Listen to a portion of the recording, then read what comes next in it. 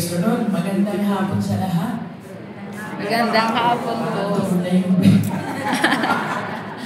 Ikarahan mo kaya muna yung katabi mo. Sabi mo sa kanya, kapatid! Kapatid! Kung saan pinuhog ako, sabi mo sa kanya, kapatid!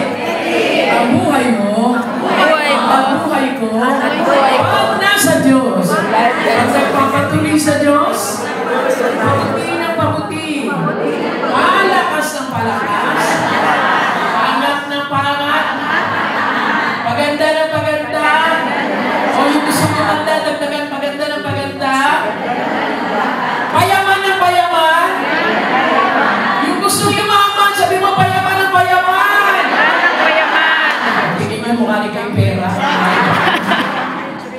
Ulitin mo, payaman ng payaman, maaboy ng maaboy, sa paglilingkod sa Diyos. Para kanino kaya lahat yun? Sabihin mo sa katabi mo, para sa akin yun. Amen? Amen. Dapat marunong tayo magdeklara. There's power in declaration. There's power in confession. Whatsoever you say it will come to pass. Amen. Amen. Mas maganda, ikaw yung tumutulong kaysa sa tinutulungan. Yes. Amen. Amen. Di ba? Mas maganda yun? Yung ikaw yung tumutulong kaysa ikaw yung tinutulungan. Ibig sabihin kapag ikaw yung tumutulong, ibig sabihin may ganito ka. At naniniwala ko yung mga babae dito mayayaman. Sabi ko mayayaman. Sino yung mayayaman ngayon? Pag sinabi ko tutulong parang lumina yung baby. Sabihin mo, oy, bagay sa'yo ang mayaman. Sisira ka ng isang verse. Dalawang verse ka lang. Wala pang ano dyan. Sa Luke chapter 8, ang taas naman ng pulpit doon. Luke chapter 8. Before anything else, I will introduce myself. Before I am Pastora Ninette Ambi. But now, I am Pastora Ninette Beatriz Doña Ganda Ambi.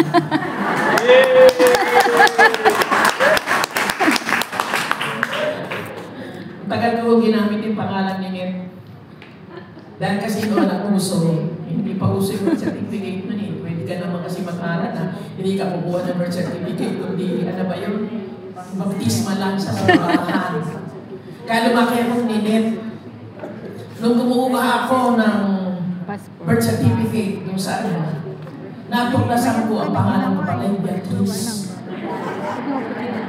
That's why sabi ko sa mother ko, Nay! Ba't di mo sinabi yung Beatriz ang pangalan ko? Di siya lang palayaw ko.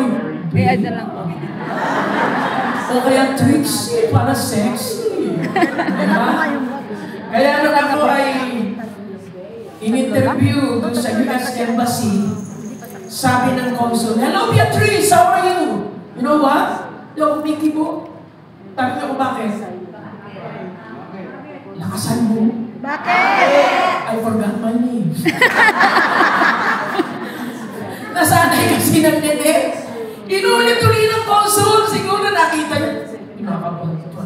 Hello Beatriz, how are you? Do you hear me? Oh yes, yes, yes, I hear you. Yes, I hear you. Bigla akong tinanong ng ganito, sinabihan ng, give me the 12 names of disciples. Ano tayo nininervous ako? Alam niyo, dahil sa nervous ko, na ikaw ito yung table of contents. Matthew, Mark, Luke, John! Munti ko na ba sabi Revelation? Pero alam niyo, sabi ng consul, very good. Wala na gulat. Tinataka ng passport ko. Binigyan ako ng 10 years multiple visa. Kaya si Ninette Beatriz, nakarating na ang Amerika, na ang baong English sa yes or no. Before I'm bad, now I'm good. Palakpakan natin mga kasi. Kaya huwag mong ismulin yung sarili mo. Amen. Amen. Dati wala akong kaganda-ganda makikita sa akin, pero I'm proud to be called Bea.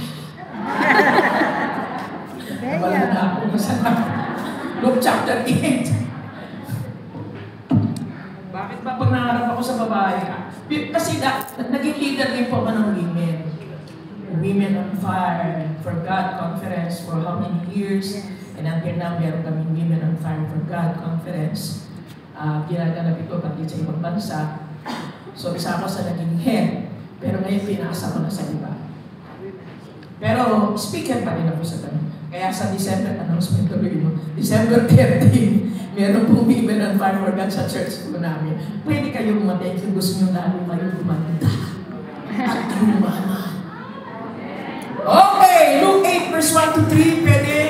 Wala naman yata ako ng IT-50. Tagalog, English, pwede na rin. Dali. Ang taas kasi ng pagpito nyo dati ng pakakang. Ayun! Sige, basahin natin sabay-sabay. Pagkatapos nito, nilibot ni Jesus sa mga bayan at nayon sa paligid, nangangaral siya at nagtuturo ng magandang balita tungkol sa paghahari ng Diyos. Kasama niya ang 12. Verse 2. At ilang babaeng pinagaling niya sa masasamang espiritu sa kanilang mga karamdaman. Si Maria, na tinatawag na Magdalena, na may 7 demonyong pinalayas ni Jesus mula sa babaeng ito. Verse 3. Si Juana, na asawa ni Cusa, na katiwala ni Herodes, si Susana at marami pang iba. Sarili nilang salapi ang kanilang ginastos para sa pangangailangan ni Jesus at ng kanyang mga alagad. So yung mga babaeng binanggit dyan, isama mo pangalan mo. Isa ka sa pinalaya, dati may masamang espiritong gumugulo sa'yo. Diba? Dati yung gano'n, kung sino-sino pinatatawag mo. Si mga Kepwen, si mga gano'n, si mga ganyan. Pero nung nakilala mo si Jesus, nagkaroon ka ng kalayaan, pinalaya ka. Dati ang pangit ng buhay natin, pinalaya tayo. Dati yung ugali natin, hindi maganda. Lagi ka nagmamarites. Hanggang ngayon. You know marites? Ate, you know marites? Yes po. Oh, yeah. Meron ba marites dito? Hindi mo alam si marites? Chismosa. Sabi diyan sa binasa natin, yung mga babae pinagaling, pinalaya ng Panginoong Jesucristo, parang tayo, binago ang buhay, dati ang pangit na ugali. Hello, pero dahil tinanggap natin si Christ as Lord and Savior ng ating buhay, sabi ng 2 Corinthians 5:17, sino man nakapag-isa sa Kanya, isa ng bagong nilalang, wala nang dating pagkatao, tayo'y bago na. Amen?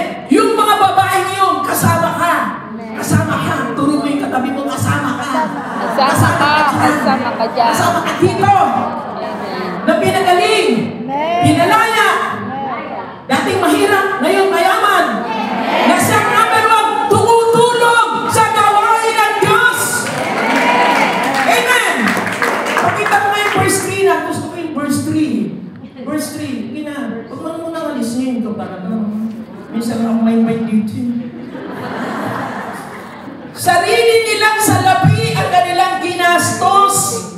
Sarili nilang pera ang kanilang ginastos para sa pangangailangan ni Jesus. Alam niyo ba itong Iron Love Women's Center, sarili nilang din pera. Pero dapat, kailangan sumali tayo para lalo mong pagpalain. Ginagawa nila yan, hindi sa kanilang sariling kailangan, kundi sa kailangan ng gawain ng Diyos. Ito rin ay isa sa gawain ng Diyos. At ito pala yung opening. Opening. Ganda na nag-opening sa inyo. Hello? Sarili nilang salapi, sarili nilang pera, ang kanilang ginastos para sa pangangailangan ni Jesus at ng kanyang mga alagad. Although si Hannity lang nakalagay ng pangalan niya. Pero ang tinataas dito, si Jesus. Kasi kapag ikaw ang tinas dyan, hindi yan magpapatuloy.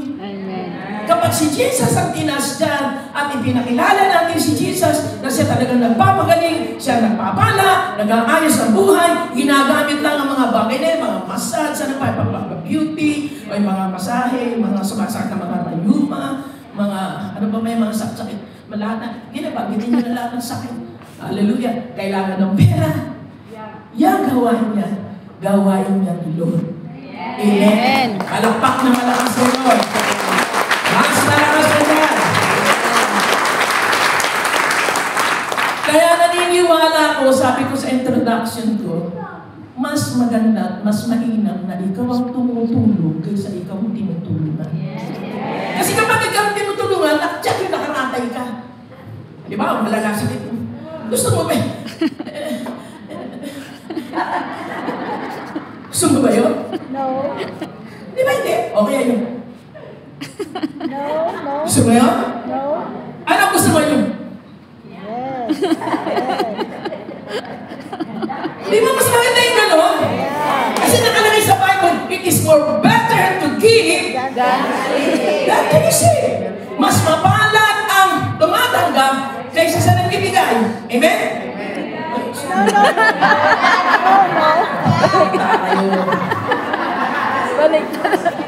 Baligtad! Umuhuli ko lang kayo. Mas mapalad ang nagbibigay kaysa sa tumatanggap. Amen! Kaya naniniwala ako, kapag ikaw ang nagbibigay, ikaw ang pagpapalain ng Diyos. Amen! Kaya yung ibibigay mo, yun ang makakatulong sa mga tao. Hirap ang kalagayan. Hindi mo mararanasan yung nararanasan nila na hirap lumakad, hirap bumangon, dahil nagbigay kayo. Tinanim mo yun eh. Hello? Taas ang kamay na gusto magtanim. Amen. Ang iba hindi nagtaas ko rin po, Jim. Taas ang kamay na gusto magtanim. Para hindi ka tabla na sakit. Para hindi ka tulungan. Pagtulungan ka dyan. Mas maganda ikaw ang tumutulong kaysa ikaw ang tinutulungan. Ang hirap nun, ano? Eh, minsan pa man din kapag tutulungan, hindi na nagsasawa ang tao eh. Di ba? Ilang beses ko, parang nananadya na yan. Ako, dadalaw ko sa kanya. Pala, pag-alis mo, kurumang naman. Diba? Pero wala dito yan. Wala dito, wala. Lahat na nandito mayayaman. Amen! Kaya yung verse na yan, sabi ko, wag ang ganda. Kasi ganda ko. Kaya ngayon, dahil na kayo nag-invite, ang first lady ng Parañaque, wala na kasi si Mother Lily. Si Pastora Metus. BFF ko yun. Because she is the mother now. I'm the Mother of Perpetual Help. Mother. Ngayon ako na si Mother Lily. Mother. Bego, Mother. Bego na lang. Wow. Kasi nakakatanda. Wow. Pastor Bea.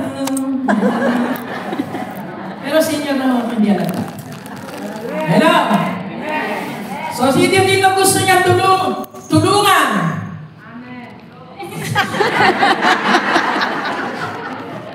Pero pa rin gusto. Sino dito gustong tumulong? Taas ang kamay! Ayan. Narinig mo, Pastor Abi? Do you hear me, Pastor? What's there? Can't? Do you hear my saying? You know, my English is only little. That is good.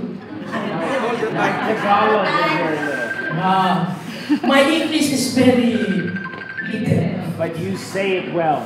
Wow, thank you, sir. You are a good speaker. Bola. She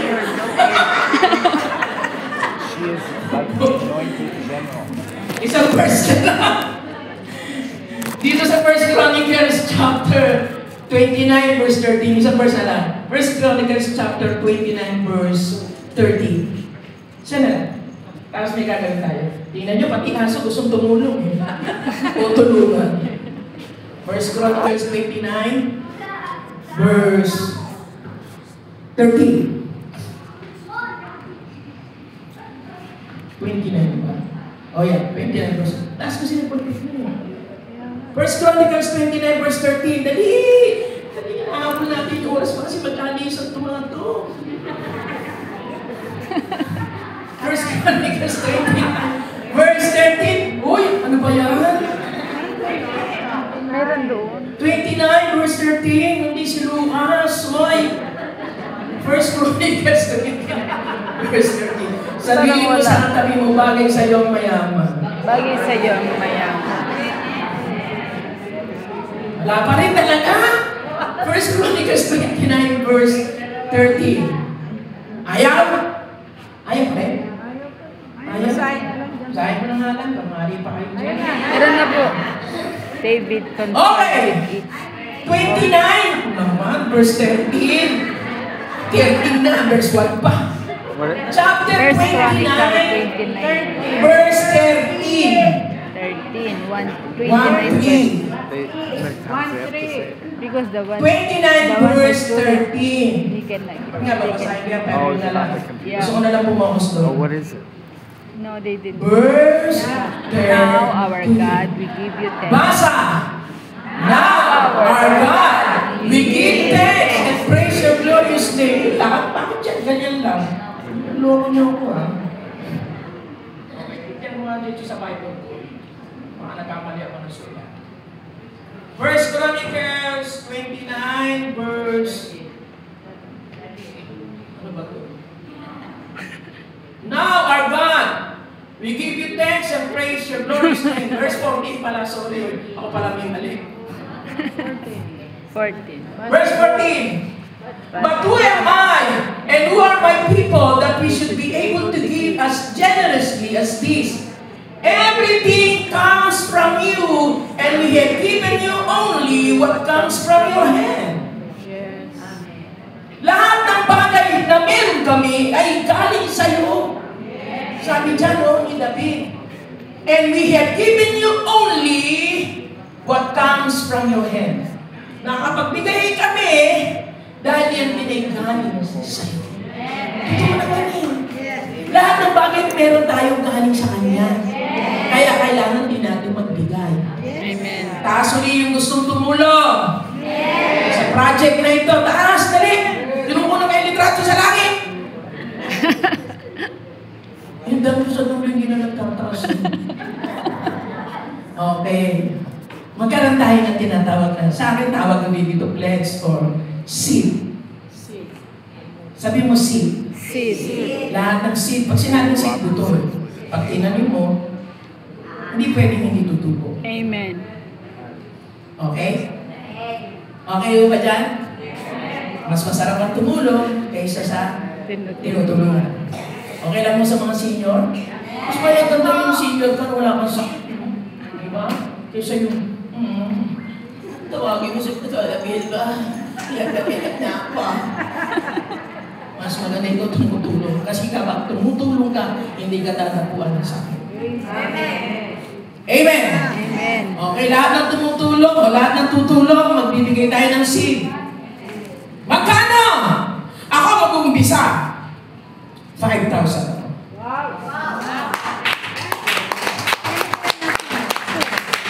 At gusto ko, lahat tayo 5,000. Pero, alam ko wala kayo na ng 5,000. Kaya meron tayong Yan, ganyan. form, deadline. Hanggang kailan dapat ito? Talaga naman. Seed of love, name, Beatrice Ambi, amount, 5,000. Yes, you get out your 100 already. Yung 5,000, kung meron na kayo 5,000, pwede nyo ibigay. Pero kung wala pa, hanggang December lang. Get out your 100. Hanggang December How much I will give? 100. 10. 100. That's 5,000. See today. Hanggang December 10. Until December. Until December 10. Okay lang? Okay. Pwede na yun, no? Kung 5,000. Ayaw nyo? 10,000 na lang mga. 5,000 na. 5,000. Makan mga pastor. Akin to. Sulatan mo na. Tapos bigay mo. Ay, hindi. Ano yung bag ko? I will give my 5,000 para hindi na puntahan yung Pasora Bilba. May yung bakit. Baka imbitaan niya ako. Kasi nakulang lang. Okay daw, kahit lang sa... Okay, I'll read this. Mamaya lang, ko yun. Ay, hindi. Hindi. Pwede po pakikuha yung mga, yung papel na yan. Lagyan niyo po ng date hanggang December 10 lang po. Pero kung kaya niyo na ibigay ngayon, kaya ibigay sa linggo, kaya in advance, okay. Huwag kayong mag-alala, hindi ko yan po yung pag-ubis. Kasi pagka magkakaroon ka ng ganito, kailangan pundo. I just is your 100. Hindi pwede You have to pala put your pundo. Yeah, just put. Is that 100? Yeah, that's 100. That's a real 100? Yeah, What's this? that's the At isa paper. kayo, gusto nyo, pag nilagay nyo na ng 5,000 yan, ilagay nyo yung pangalan nyo dyan. Where you go? What's your name? Okay, you put it in. Kailangan 5,000. Display mo yung pangalan nyo para makita ng buong Manila. Kaya kayo doon, di ba? Hindi, di ba?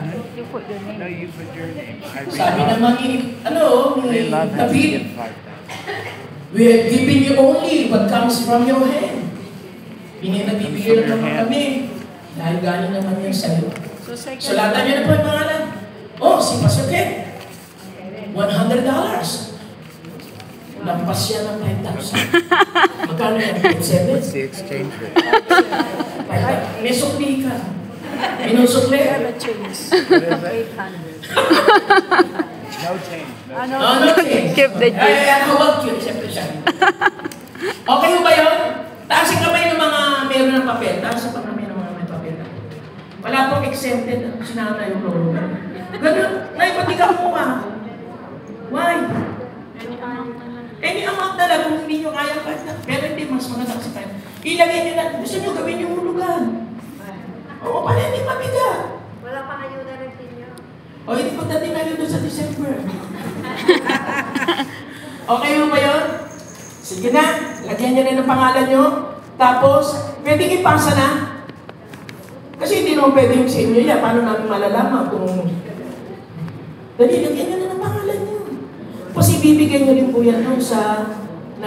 yung nagbigay. Nawala yung nagbigay ng... Ito na nga ito po yung pangalan. Hindi ho yan rapon. Kami po nag-advance na kasi para makita ng Diyos naman yung kanyang salita ay talaga naman totoo nangyayari. Alam niyo, maniwala kayo sa salita ng Diyos. 3 John 2, Beloved, I wish above all things that thou mayest prosper, be in good health even as thy soul prosper.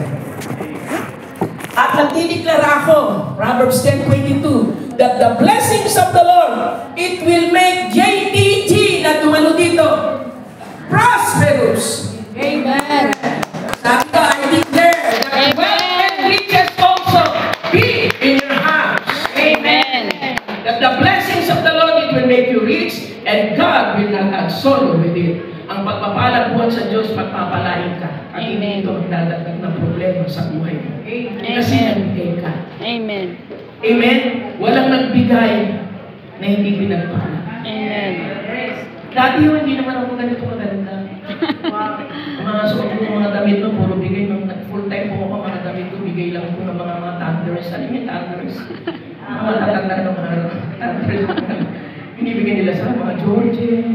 Yung pag sinuot mo mga ka na rin, Lola. Nagdeklara ako, sabi ko, darating ang araw, hindi na ako magsusuot ng mga bigay ng tao.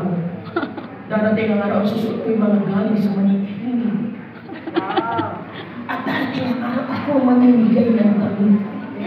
Dami po, nung nakaraan, lumipat kami ng bahay. Dati kami ang bahay, upa namin ay 10,500. Ngayon po ang upa namin ng bahay. Hanggang ngayon ngayon sa BF Homes. Triple. Lahat ng mga dala, mahirap yung namin dala, dami pag lumipat. Pinamigay ko sa lahat ng member at magkagawa. Nagulat ako isang sabi na ng damit ko sa kapilan. Pinagsusuot pa naman sabay-sabay sila. Ay, pakilala nila sa kanilang sarili. Ay, pastor, at least. Oy, ako na si pastor. Pati ikaw, pastora natin. Hello, kasi mapala na nagbibigay kaysa sa Matang. malakas ka palakpak sa Panginoon. Ito po, thank you po. Ayun lang yan, please. Praise God. So, ngayon po, ito po ay challenge sa atin. At talaga po, yung kanya po sinasabi kung paano gumanda yung mamang pinagpala. Ako po ang isa sa witness po niyan. Ayan po talaga ito. Kasi, Praise. Dati ang sasakyan namin, bite. Alam niyo, bite? Bite ko yan. Ginawa ng kasama ko nilagyan ng No, sign. you didn't ask. ayun. Para makasakay. It's too late already. Mahal ng Raymond. You can send it to Tapos nagkaroon kami ng sasakyan ng bago. Kaso, hindi bago. Mga second hand, mga second hand. Gusto ditulak yan. by mail. Ang hirap nagpagtulak, mga ditulak, mga lumang second hand. Nagkaroon kami ng bagong sasakyan. Hindi namin galing sa aming bulsa, may ibang tao din namin. Pero bago dumating yun, nagtaniman muna ako, nag-seatbelt ako. Pang bago sasakyan namin yan, crosswind, kulay puti. XUVI. Crosswind. Pag nakakita ako ng crosswind sa kalye, kahit hindi puti, tingin ko puti. Tapos sabi ko, "Why, ano ginagawa mo sa kalye?" Uwi! Pinapauwi ko. Kaya magpapauwi kayo. 3 buwan lang umuwi yung brand new crosswind, kulay puti, XUVI. Palakpak kayo, Lord. Ano sa sakit? Binigyan naman namin sa iba yun. Nagkaroon kami ng sportivo. Binigyan naman namin sa auto spatio namin. Ngayon po, nagkaroon kami ng dalawa. MUXY and MUXY. Susunod na po yung Tesla. Land Cruiser. Wow! Palakpak kayo, Lord. Hallelujah. Gonna get a car? Yeah, because every time she get a car, she broke get clear it. Go home to my house, the car. Then she So, started who's and gonna get a car?